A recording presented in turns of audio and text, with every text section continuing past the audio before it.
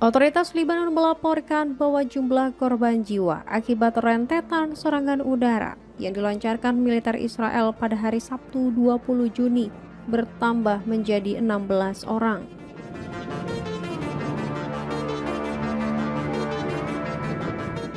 Gempuran terbaru dari Tel Aviv ini memicu ironi karena terjadi hanya berselang sehari setelah pengumuman perpanjangan gencatan senjata antara Israel dan kelompok Hizbullah.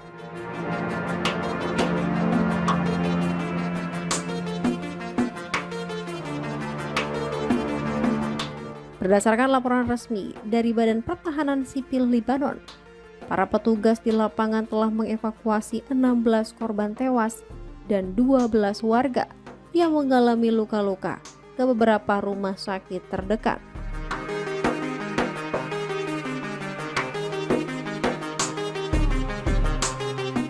Tim penyelamat dilaporkan telah bekerja keras sejak dini hari di distrik Nabatiyeh untuk merespons dampak dari serangan udara yang terus-menerus menargetkan kawasan tersebut.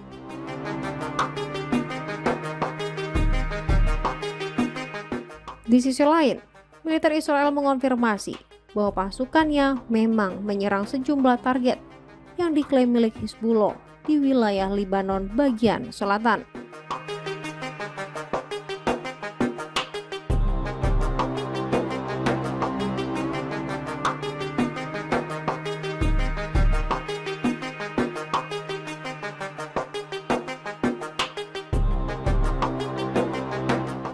Seorang pejabat militer Israel berdalih bahwa operasi udara tersebut merupakan tindakan balasan atas peluncuran lebih dari 50 proyektil oleh kelompok Hizbullah ke arah pasukan Israel pada malam sebelumnya.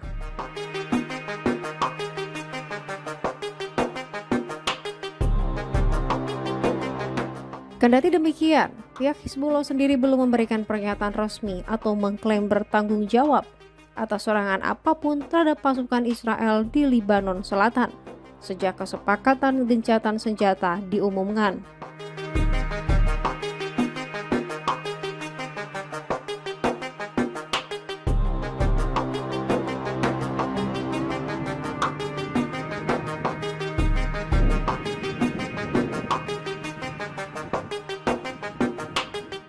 Kantor berita resmi Libanon mencatat bahwa jet tempur Israel setidaknya menghantam sekitar 20 lokasi berbeda di Libanon bagian selatan sejak Jumat tengah malam hingga Sabtu pagi.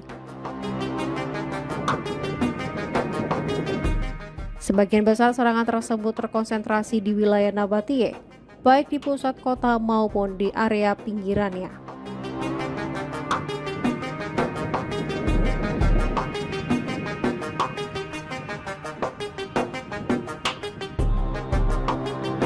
Rangkaian ledakan besar terus terdengar dari wilayah perbatasan Israel.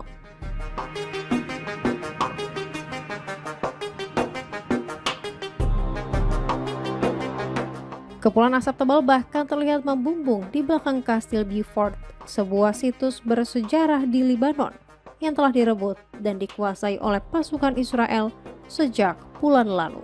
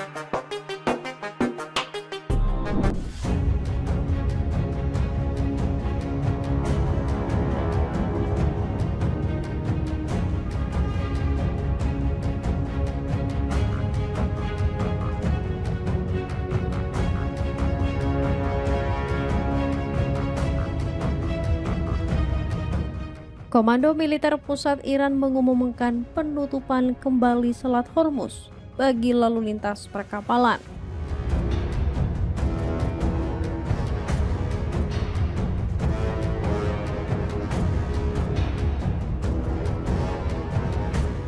Langkah tegas ini diambil sebagai respon atas serangan militer Israel ke wilayah Lebanon Selatan.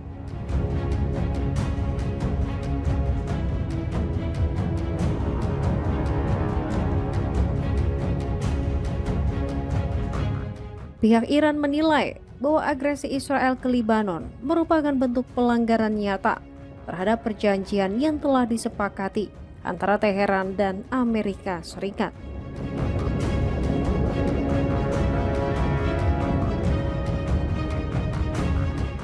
Melalui pernyataan resmi yang disiarkan oleh televisi pemerintah, Markas Besar Pusat Khatam Al-Anbiya menegaskan bahwa penutupan selat ini merupakan langkah awal untuk menanggapi pelanggaran janji dari pihak musuh.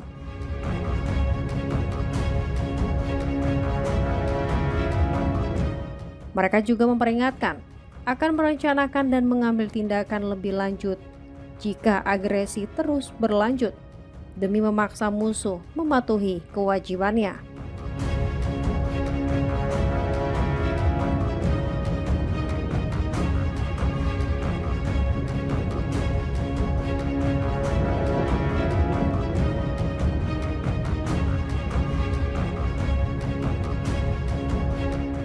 Sementara itu, media resmi Lebanon melaporkan bahwa serangan Israel di sebuah desa dekat kota Sidon, bagian selatan Lebanon, telah menewaskan sedikitnya 7 orang dan melukai 13 orang lainnya, menurut perkiraan sementara.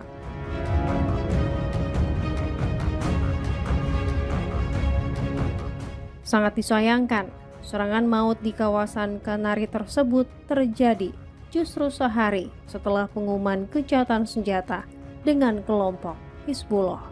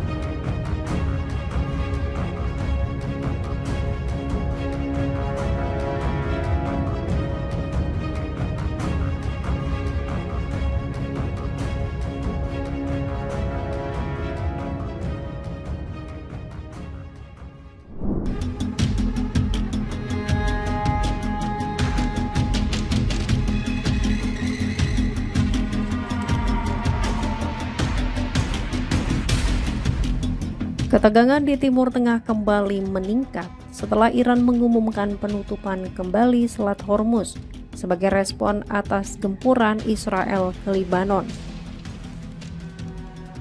Menanggapi situasi tersebut, militer Amerika Serikat menyatakan bahwa pihaknya tetap hadir dan bersiaga di alur pelayaran yang sangat krusial tersebut.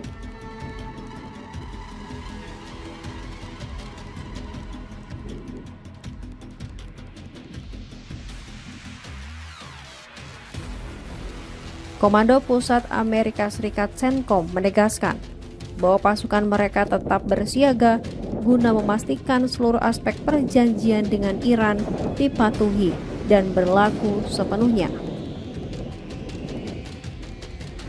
CENTCOM yang mengawasi pasukan Amerika Serikat di kawasan Timur Tengah melaporkan bahwa sebanyak 55 kapal komersial terpantau masih melintasi selat tersebut dengan aman hingga saat ini.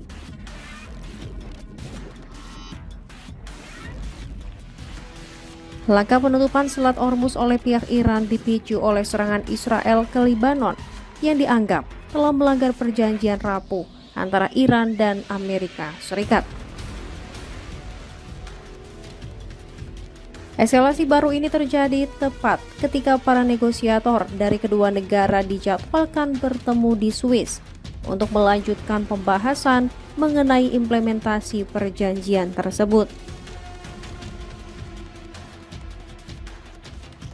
Sebelum adanya pengumuman penutupan dari Iran, Wakil Presiden Amerika Serikat J.D. Vance sempat menyampaikan bahwa dirinya direncanakan bertolak ke Swiss dalam beberapa hari ke depan untuk ikut serta dalam negosiasi tersebut.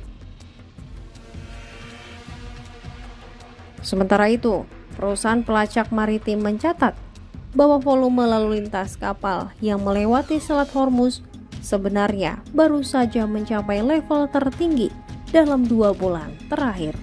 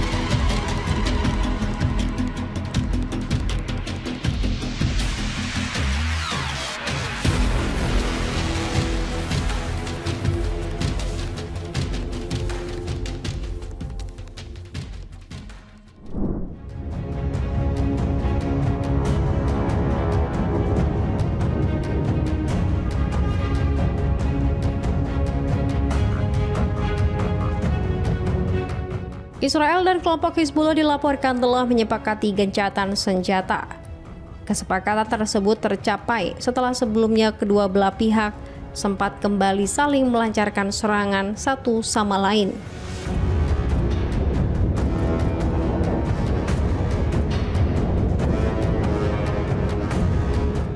Gencatan senjata ini mulai diberlakukan pada pukul 16.00 waktu setempat.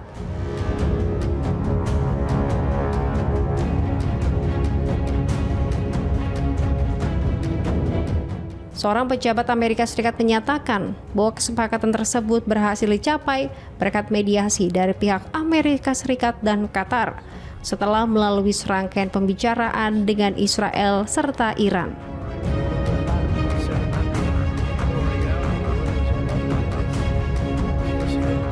Sebelumnya, eskalasi bentrokan yang terjadi di Lebanon sempat mengacam kesepakatan antara Washington dan Teheran untuk mengakhiri perang.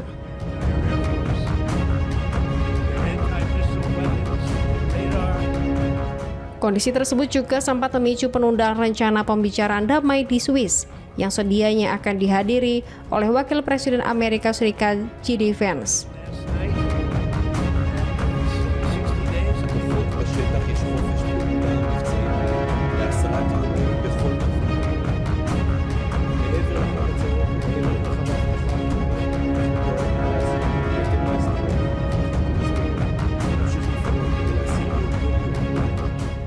Sementara itu, di sisi lain, seorang juru bicara pasukan pertahanan Israel enggan mengakui adanya gencatan senjata tersebut dalam sebuah sesi pengarahan pada Jumat sore.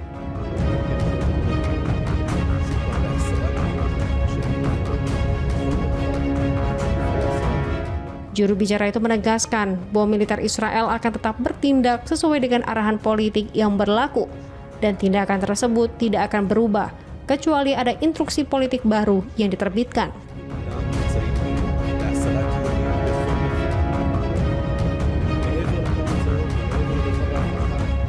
Hubungan internal antara Amerika Serikat dan sekutunya tampak menegang setelah Presiden Amerika Serikat Donald Trump beserta jajaran pemerintahannya belakangan ini menunjukkan rasa frustasi yang semakin besar terhadap Israel yang merupakan mitra utama mereka dalam perang melawan Iran.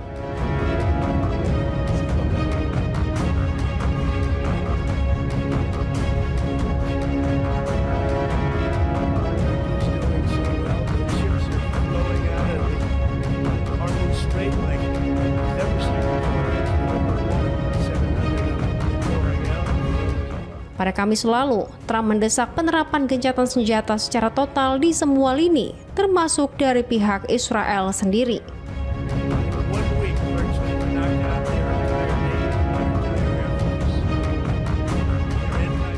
Ia juga bersikap semakin kritis terhadap tingginya angka korban jiwa akibat operasi militer Israel di Lebanon.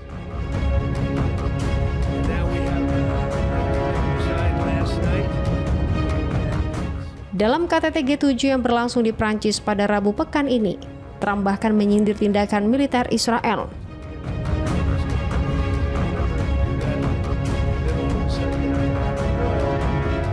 Ia menilai bahwa ketika ada 2 drone musuh yang ditembakkan ke arah gurun dan jatuh tanpa menimbulkan bahaya, Israel tidak perlu membalasnya dengan meruntuhkan gedung-gedung di Beirut.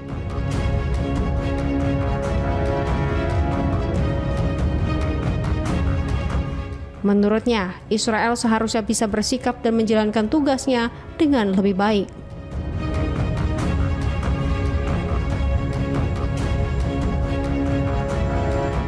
Senada dengan Trump, Wakil Presiden J.D. Vance juga melayangkan teguran keras yang tergolong tidak biasa kepada para menteri berhaluan garis keras di pemerintahan Israel yang kedapatan mengkritik kesepakatan damai dengan Iran.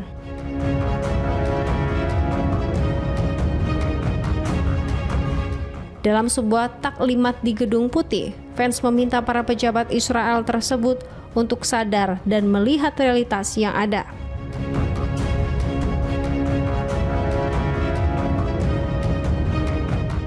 Ia mengingatkan bahwa Donald J. Trump merupakan satu-satunya kepala negara di dunia yang saat ini masih menaruh simpati besar pada bangsa Israel.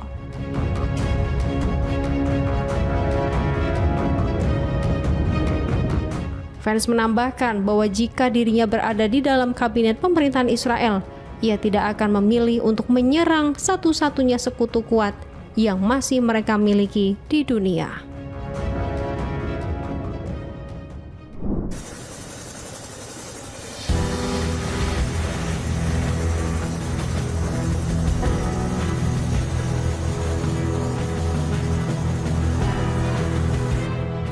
Departemen Pertahanan Amerika Serikat atau Pentagon dilaporkan akan meminta persetujuan Kongres terkait anggaran sebesar 80 miliar dolar Amerika Serikat atau setara dengan 1.423 triliun rupiah.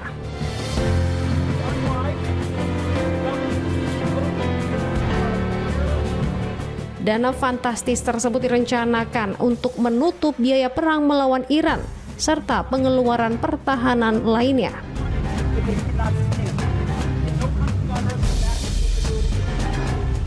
Langkah ini dilakukan di tengah gelombang kecaman yang dihadapi Presiden Amerika Serikat Donald Trump dari warga maupun pejabat Washington.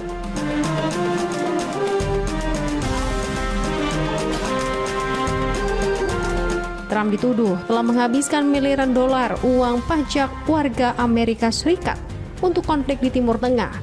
Sementara pada saat yang sama, masyarakat domestik harus menghadapi lonjakan harga minyak dan inflasi yang meroket.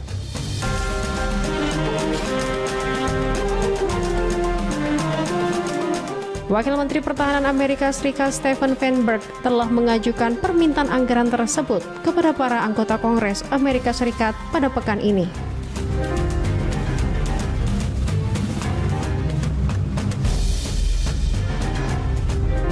Para pemimpin Pentagon menegaskan bahwa mereka berisiko kehabisan dana operasional dalam beberapa bulan ke depan jika Kongres tidak segera mengesahkan rencana anggaran masa perang yang baru tersebut.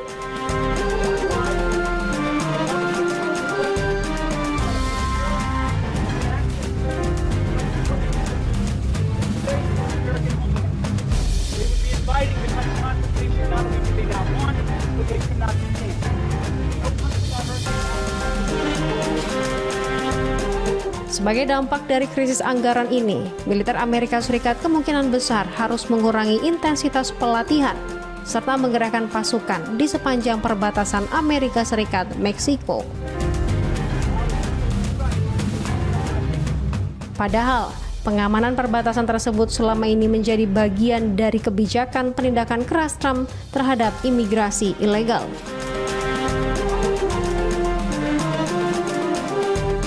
Bulan lalu, Pentagon menyatakan bahwa biaya perang melawan Iran telah membengkak hingga hampir 29 miliar dolar Amerika Serikat atau sekitar 516 triliun rupiah.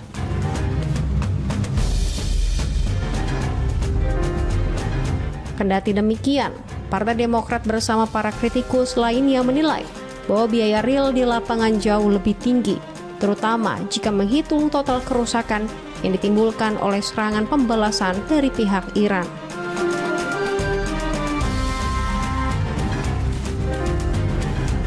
Kekhawatiran mengenai dampak perang terhadap menipisnya pasokan senjata domestik Amerika Serikat juga kian mendalam.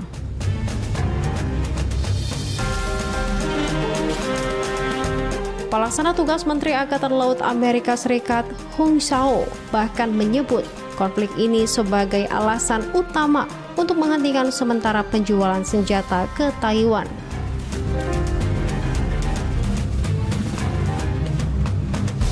Meskipun Menteri Pertahanan Amerika Serikat Pete Hegseth membantah keras adanya krisis pasokan amunisi, ia mengungkapkan bahwa sebagian dari anggaran 80 miliar dolar Amerika Serikat yang diajukan tersebut memang akan dialokasikan untuk pengadaan amunisi, gaji personil, dan operasional kapal-kapal militer.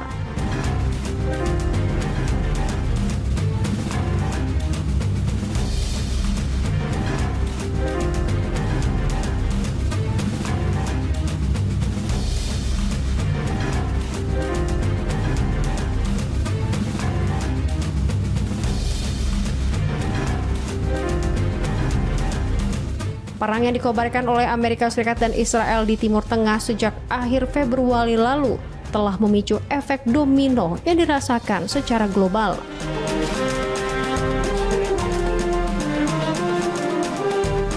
Walaupun Washington dan Teheran sebenarnya telah mencapai kesepakatan untuk mengakhiri perang, situasi di lapangan kembali menegang setelah Tel Aviv terus menggempur Lebanon yang berujung pada penundaan pembicaraan damai di Swiss. Saat ini, sejumlah anggota Kongres Amerika Serikat menyatakan sikap tegas tidak akan memberikan suara mereka untuk mendukung pendanaan tambahan tersebut, kecuali konflik bersenjata ini mendapatkan izin resmi dari parlemen. Di sisi lain, Partai Demokrat menuduh Trump telah melanggar konstitusi Amerika Serikat karena memulai perang tanpa mengantongi restu dari Kongres.